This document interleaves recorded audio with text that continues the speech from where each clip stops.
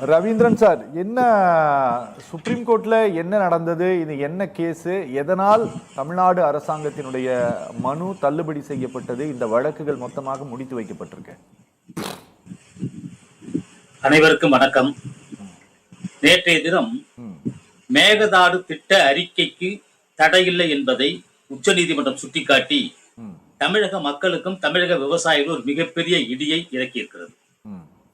இந்த மேகதாது அணை கட்ட வேண்டும் என்கிற கர்நாடக அரசு நீண்ட நெடிய காலமாக நிதி ஒதுக்கீடு செய்து கடந்த காலங்களிலே ஒவ்வொரு ஆண்டும் தாக்கல் செய்யக்கூடிய நிதிநிலை அறிக்கையில் நிதி ஒதுக்கீடு செய்யப்பட்டதாக அறிவிக்கப்பட்டு தொடர்ந்து அவர்கள் செயல்படுத்திக் கொண்டிருக்கிறார்கள். அதுல காங்கிரஸ் கட்சியோ பாரதிய ஜனதா கட்சியோ எந்த பேதமும் இல்லை. எந்த கட்சி ஆட்சி பொறுப்பில் இருந்தாலும் அவர்கள் அந்த 5 ஆண்டு காலங்களிலே தாக்கல் செய்யக்கூடிய நிதிநிலை அறிக்கையில் அதற்கான திட்ட வரைவு, அதற்கான செலவினங்கள் ஒதுக்கீடு என்பது நடைமுறையில் இருக்கக்கூடிய ஒன்று. இப்போ நேற்றைய தினம் அதாவது தீர்ப்புல சாராம்சம் என்னன்னா, மேகதாட்டு திட்டம் தொடர்பாக கர்நாடகம் விரிவான திட்ட அறிக்கை மட்டும்தான் தாக்கல் செய்தது. எனவே ஆரம்ப நிலையிலேயே அதற்கு எதிர்ப்பு தெரிவிப்பது ஏற்க முடியாது என்று கூறிதான் உச்ச நீதிமன்றம் தள்ளுபடி செய்திருக்காங்க. நம்ம மனுவே தள்ளுபடி பண்ணிட்டாங்க. அவங்க மேல சொல்றது என்னன்னா, நீங்க காவிரி ஆணையத்தினம் போங்க, மத்திய அரசாங்கத்திட்ட போங்க, காவிரி ஒழுங்காற்றுக்குள்ள போங்க, அவங்களெல்லாம் வல்லுநர்கள், அவர்களெல்லாம் நிபுணர்கள், அவர்கள் சொல்வதை கேளுங்க. அது இல்லைன்னு சொன்னா அதுக்கப்புறம் நீங்க மேல்முறையீட்டுக்கு வாங்க அப்படின்னு தான் அவங்க சொல்லியிருக்காங்க. அதுல நீர்வள ஆணையம் முதல்ல அனுமதி கொடுத்திருக்கு. அந்த அடிப்படையில தான் கர்நாடக அரசு இந்த டீடைல்டு ப்ராஜெக்ட் ரிப்போர்ட்டை அவங்க சமர்ப்பிச்சிருக்காங்க. இது 2018ஆம் ஆண்டு மத்திய நீர்வள ஆணையம் கர்நாடக அரசுக்கு அனுமதி வழங்கி இருப்பது என்பதை நாம் கருத்தில் கொள்ள வேண்டும்.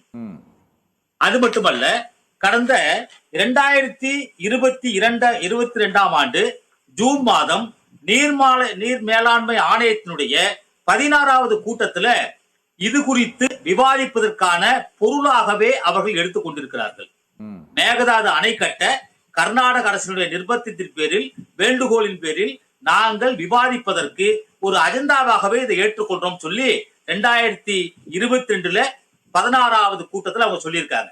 அதுக்கு பிறகு ஒவ்வொரு கூட்டத்திலையும் ஒரு பிரச்சனை வருது. இப்ப சமீபத்துல இந்த வழக்கு நேற்று தீர்ப்பு கொடுப்பதற்கு முன்னதாக அவர்கள் குறிப்பிட்ட ஒரு முக்கியமான காரணங்களை டெல்லியில் இருக்கக்கூடிய வழக்கறிஞர் நண்பர்கள் மூலியமா நம்ம கேட்டு பெற்றதுல அவங்க என்ன சொல்றாங்கன்னா, கர்நாடக அரசு முக்கியமா சொல்லிக்கிற காரணம், 2022ஆம் ஆண்டு கொள்ளிடம் ஆற்றில் மூலம் கடலுக்கு சென்ற வெள்ள நீர் விவரம் என்பதை ஜூலை மாதம் 12 நாட்கள் 38 டிஎம்சி, ஆகஸ்ட் மாதம் 24 நாட்கள் 193 டிஎம்சி, செப்டம்பர் மாதம் 21 நாட்கள் 98 டிஎம்சி, அக்டோபர் மாதம் 11 நாட்களில் 40 டிஎம்சி ஆக 68 நாட்களில் கிட்டத்தட்ட 371 டிஎம்சி தண்ணீரை தமிழக அரசு கடலுக்கு வீணாக்கி இருக்கிறது. இது 16வது கூட்டத்தில் உச்ச நீதிமன்றத்தில் கர்நாடக அரசு தாக்கல் செய்திருக்கிறது விவரங்கள். அதே போல 2024 அவங்க என்ன சொல்றாங்க, 24ஆம் ஆண்டை குறிப்பிட்டு அவங்க என்ன சொல்றாங்க, 2024ஆம் ஆண்டு கடந்த ஜூன் மாதத்தில் 16.46 டிஎம்சி தண்ணீரை விடுவித்திருக்கிறோம். ஜூலை மாதம் 106 டிஎம்சி தண்ணீரை கொடுத்திருக்கோம். ஆகஸ்ட் மாதத்துல 223 டிஎம்சி தண்ணி கொடுத்திருக்கோம். செப்டம்பர் மாதத்துல 105 டிஎம்சி தண்ணி திறந்து விட்டுருக்கோம். கடந்த 1974ஆம் ஆண்டு முதல் 2024ஆம் ஆண்டு வரை 48 ஆண்டுகளில் 453 டிஎம்சி தண்ணீரை நாங்கள் விடுவித்திருக்கிறோம். தமிழக அரசு அதை பயன்படுத்தவில்லைன்னு சொல்லியிருக்காங்க. இப்போ நம்ம வழக்குல என்ன சொல்லி, நம்ம சார்பா தமிழ்நாடு அரசுடைய வழக்கு என்ன சொல்லியிருக்காரு அப்படின்னா, இவர்கள் விடுவித்த தண்ணீர் அனைத்துமே கர்நாடக மாநிலத்தில் கூடிய அணைகள் நிரம்பிய உபரி நீர். அந்த உபரி நீரை இவர்கள் சேமித்து வைக்க முடியாத காரணத்தால் வெளியேற்றுகிறார்கள். எங்கள் இருக்கக்கூடிய பிரதான அணை மேட்டூர் அணை 93.73 டிஎம்சி தான் என்கிற பொழுது இந்த ஒரு வாதத்தை கர்நாடக அரசு பின்பற்றி, எனவேதான் நாங்கள் கூடுதல் அணை கட்டுவதற்காக மேகதாட்டு அணையை திட்ட அறிக்கை சமர்ப்பிக்கிறோம் சொல்றாங்க. இப்ப என்ன பிரச்சனை அப்படின்னா, கர்நாடக அரசு தொடர்ந்து நம்மளை வஞ்சிப்பதாக இருந்தாலும் கூட, அவர்கள் திட்டமிட்டு இது போன்ற செய்திகளை, திட்டங்களை உருவாக்குவதாக இருந்தாலும் கூட, மத்திய அரசும் சரி, பாரதிய ஜனதா கட்சியும் சரி, காங்கிரஸ் கட்சியும் சரி, இது பேதம் இல்லாமல் அவர்கள் தன்னுடைய கடமையை சரிவர செய்து கொண்டிருக்கிறார்கள். இதுல எங்களுடைய வேண்டுகோள் என்ன அப்படின்னா, கர்நாடகத்தை, காவிரியை பொறுத்த மட்டில தமிழகத்திற்கு 20 மாவட்டங்களுடைய குடிநீர் ஆதாரமாக இருக்கிறது.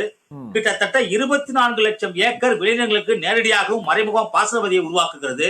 6,50,000 விவசாய கூலி தொழிலாளர்களுக்கு வாழ்வாதாரம் இருக்கிறது. ஒரு மிகப்பெரிய உற்பத்தி கேந்திரமாக உணவுப் பொருளை உற்பத்தி செய்யக்கூடிய தமிழகம் எதிர்காலத்தில் பாலைவனமாக்குவதற்கான நடவடிக்கைகளை மத்திய நீர்வள ஆணையம் செய்து கொண்டிருக்கிறது என்பதுதான் நம்முடைய குற்றச்சாட்டு. இந்த நீர்வள ஆணையம் சொல்லும் போதே நம்ம பல முறை சொல்லியிருக்கோம். நாம அந்த காலங்களில் இது குறித்து விவாதிக்கிற பொழுது மத்திய அரசு இந்த ஆணையத்தை உருவாக்குகிற பொழுது அதிகாரம் இல்லாமல் ஒரு ஆணையத்தை உருவாக்கி இருக்கிறது.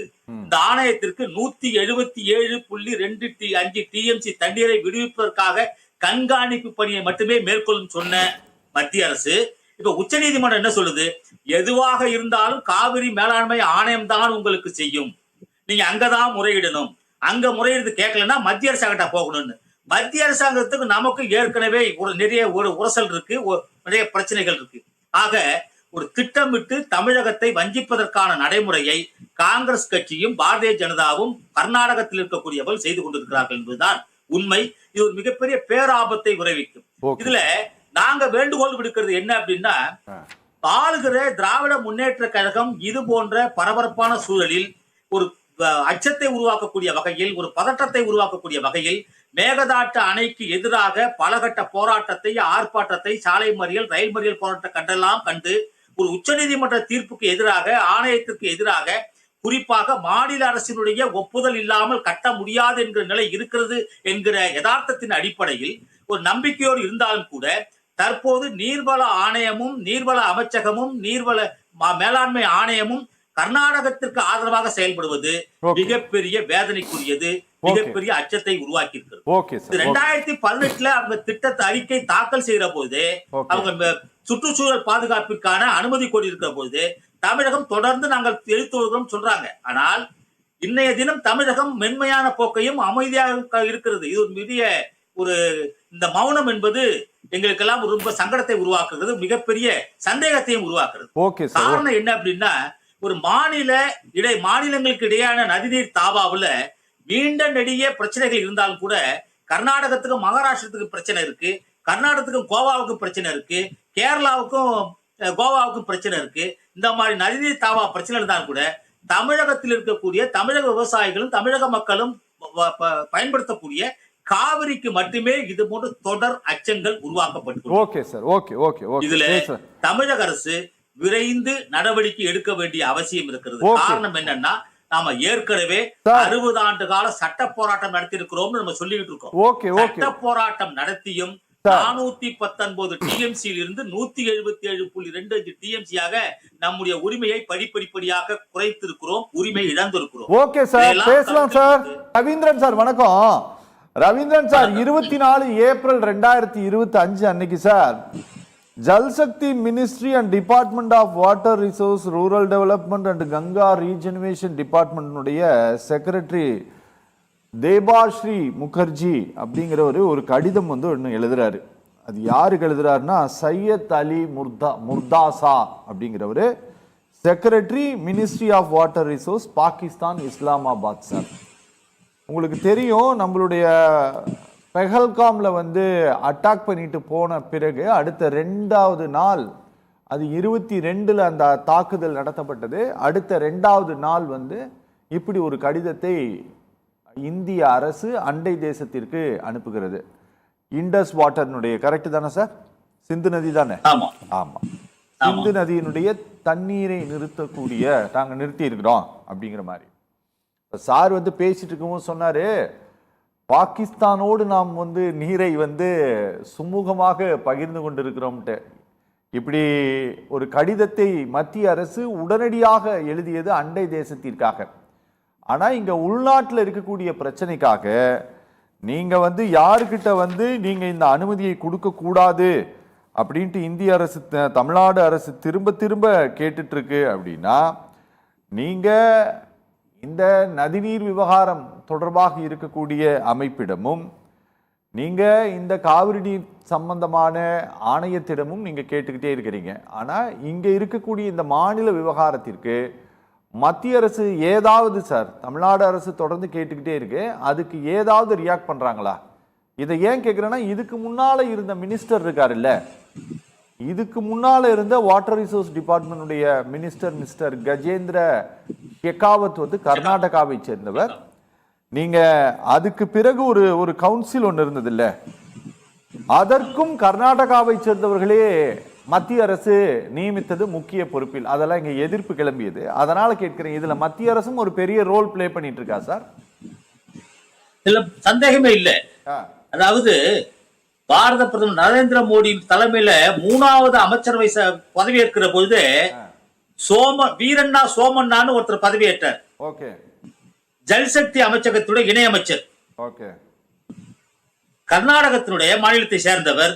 அப்போ கர்நாடகத்தில் இருக்கக்கூடிய காங்கிரஸ் கட்சி தீர்மானம் போட்டு இவரை மத்திய இணையமைச்சராக நியமிக்க கூடாதுன்னு சொன்னாங்க. சரி. ஒரு மாநிலங்களுக்கு இருக்கக்கூடிய நதிநீர் தாவாவில் ஒரு மாநிலத்திற்காரர் இந்த அமைச்சரவையில இணையமைச்சராக பொறுப்பேற்றால் பல பிரச்சனைகள் உருவாகும், ஒற்றுமை சீர்குலையும், தென்னிந்தியாவில் நதிநீர் தாவாவுக்கு மிகப்பெரிய அபாயகரமான விஷயம் ஏற்படும் கர்நாடக காங்கிரஸ் கட்சியே அவருடைய எதிர்த்தது. சரி. ஆனால் நாம அதுக்கு எதிர்ப்பு ஒன்றும் தெரிவிக்கவே இல்லை. ஒண்ணு. ரெண்டாவது, இது மத்திய அரசு மிகப்பெரிய அளவுல தொடர்ந்து அவங்க பண்ணிட்டு இருக்காங்க, அது அவங்களுடைய வேலையை அவங்க செஞ்சிட்டு இருக்காங்க. ரெண்டாவது, நாம முரளி அவர் சொல்றார், நீங்க அச்சப்பட வேண்டாம், கவலைப்பட வேண்டாம்னு. ஒரு மிகப்பெரிய தகவலை சொல்றேன். 48 ஆண்டுகளுக்கு முன்னால் தமிழகத்தினுடைய காவிரி பாசன பரப்பளவு என்பது 32,16,000. அப்போ கர்நாடகத்துல 9.96 லட்சம் தான். இன்னைக்கு கர்நாடகத்தினுடைய பாசன பரப்பு 38.2 லட்சம் ஏக்கர். தமிழகத்தினுடைய பாசன பரப்பளவு உச்ச நீதிமன்ற வரையறுப்பின்படி 16,320,308. இப்போ நாங்க என்ன கேட்கிறோம், கடந்த 2008ஆம் ஆண்டு உச்ச நீதிமன்றம் இறுதி தீர்ப்பு வழங்கியது. அப்போ நீங்களும் அமைச்சரவையில் இருந்தீங்க, மன்மோகன் சிங் அமைச்சர் தான் இருந்தீங்க. ஆனால் 2013ஆம் ஆண்டுதான் மத்திய அரசாணையிலேயே வெளியிடுவதற்கான நடைமுறையை நீதிமன்றத்தின் மூலமாக பெற்றோம் என்பதை மறந்துவிடக் கூடாது. அப்போ கடந்த காலங்கள்ல செய்ய தவறியதை தாமதமாக செய்ததால் ஏற்பட்ட பின்விளைவுகள் தான் இப்போது எங்களை அச்சப்படுத்துகிறது. ஒண்ணு. ரெண்டாவது, ஏற்கனவே குழுவுல கர்நாடக அரசு அங்கம் வகிக்குது. கர்நாடகம் பலம் வாய்ந்தவர்கள், வலிமையானவர்கள், அரசியல் செல்வாக்கு மிக்கவர்கள். அவங்க உச்ச நீதிமன்றத்தினுடைய தீர்ப்புகளையே மதிக்காத போது தொடர்ந்து ஒரு 20 நாள்ல கிட்டத்தட்ட 6 தீர்ப்பு கொடுத்தது உச்ச நீதிமன்றம். 20,000 தண்ணி கொடுங்க, கண்ணாடி தண்ணி கொடுங்க, அப்புறம் 16,000 தண்ணி கொடுங்க, அப்புறம் 12,000 தண்ணி கொடுங்கன்னு கெஞ்சிச்சு. உச்ச நீதிமன்றமே கெஞ்சின நம்மளாம் பார்த்தோம், நம்ம விவாதத்துல பேசியிருக்கோம். கடைசியா ஒரு 2,000 கண்ணாடியாவது கொடுங்கன்னு சார். கடைசியில 2,000 கண்ணாடி தண்ணீர் திறந்து விட்டாங்க சார். எனக்கு நல்லா சார் நாம விவாதம் பண்ணிருக்கோம், இதே தொலைக்காட்சி விவாதம் பண்ணிருக்கோம். கடைசியாக 2,000 கண்ணாடியாவது கர்நாடக அரசு உடைய தண்ணி திறக்க வேண்டும் சொன்னோம். அப்போ உச்ச நீதிமன்றம் சொன்னதையே அவங்க சரியா மதிக்காதவங்க. இப்ப அவர் சொல்றார், டீடைல்டு ப்ராஜெக்ட் ரிப்போர்ட் தான் அவங்க ரெடி பண்றாங்க. இதுல டர்ம்ஸ் ஆஃப் ரெஃபரன்ஸ் மட்டும் தான் கேக்குறாங்க சார். ஒரு உண்மையை புரிஞ்சுக்கணும். 2016ஆம் ஆண்டு அவங்க திட்ட அறிக்கை உருவாக்குனாங்க. ஆனால் 2018ல இருந்து அவங்க எல்லாமே கொண்டு வந்தாங்க. ஒரு உண்மையை சொல்லிட்டுங்களா, 2021ஆம் ஆண்டு இறுதியிலே 22ஆம் ஆண்டு துவக்கத்திலே அவர்கள் பணியை துவங்கி விட்டார்கள். சரி சார், எனக்கு ஒரு விஷயம் சொல்லுங்க. அதாவது கோர்ட்ல நேத்து கூட சொல்லியிருக்காங்க அப்படின்னு நினைக்கிறேன் நானு. நமக்கு உச்ச நீதிமன்றத்தினுடைய தீர்ப்பின்படி வழங்கப்பட வேண்டிய 177.25 டிஎம்சி தண்ணீரை சென்ற ஆண்டு நாங்க முழுமையாக கொடுத்துட்டோம். அது வழங்க வேண்டிய காலத்துல June, July, August, September, October, January, February இந்த காலகட்டங்களில் நாங்க கரெக்டா கொடுத்துட்டோன்ட்டு அப்படி ஏதாவது முழுமையாக அந்த ஆண்டு முழுவதும் வழங்கப்பட வேண்டிய நீர் வழங்கப்பட்டுருச்சா சார்? போன வருஷம் 24ல தான் அவங்க அதிகப்படியா சொல்றாங்க, நாங்க வெள்ளம் முழுமையாக கொடுத்தோம். அதாவது அவங்க என்ன சொல்றாங்கன்னா, அதாவது ஜூன் மாதம், ஜூலை மாதம், ஆகஸ்ட் மாதம், செப்டம்பர் மாதம். அதுக்கு பிறகு நீங்க அக்டோபர், நவம்பர், டிசம்பர்ல தண்ணி கொடுக்கல, அதை பார்க்கணும் சார். எனக்கு எனக்கு ஒரு விஷயம் சந்தேகம் தான். அதாவது அவங்க காவிரியில இருந்து திறந்து விடக்கூடிய அந்த தண்ணி சார், நீங்க ஹேமாவதி, ஹாரங்கி இதுல இருந்தெல்லாம் திறந்து விடக்கூடிய இந்த தண்ணீர் பிலிகுண்டுலுவுக்கு வந்ததுக்கு பிறகுதான் கணக்கிடப்படுகிறது. கரெக்ட் தானே சார் நான் சொல்றது? ஆமா ஓகே. ஒகேனக்கல் அருகில் இருக்கக்கூடிய பிலிகுண்டுலுவுக்கு வந்த பிறகுதான் கணக்கிடப்படுகிறது. அங்க இருந்து வந்த பிறகு கணக்கிடப்பட்ட தண்ணி தான் இவர்கள் குறிப்பிடுவது போல கடலுக்கு போகுதா, இல்ல இங்க உள்ளூர்ல பெய்யற மழை தண்ணியோட தான் கடலுக்கு போகுது, அதையும் சேர்த்து கணக்குல சொல்லிட்டு இருக்கிறாங்களா? இல்ல தெரியல சார். ஏன்னா நீங்க முதல்ல நீங்க சொல்லும் போது என்னன்னா 419 டிஎம்சி தண்ணியை கடலுக்கு அனுப்பியிருக்காங்கன்னு சொல்றீங்க. கர்நாடகா சொன்னதுன்னு சொன்னீங்க, கரெக்டா? ஆமா. இது எத்தனை வருஷத்துல சார் அது? சார் அதாவது ஒரு விஷயம், அதிமுக ஆட்சி காலத்துல நான் இதை கொஞ்சம் குறிப்பிட்டு சொல்ல வேண்டிய கட்டாயம் இருக்கு.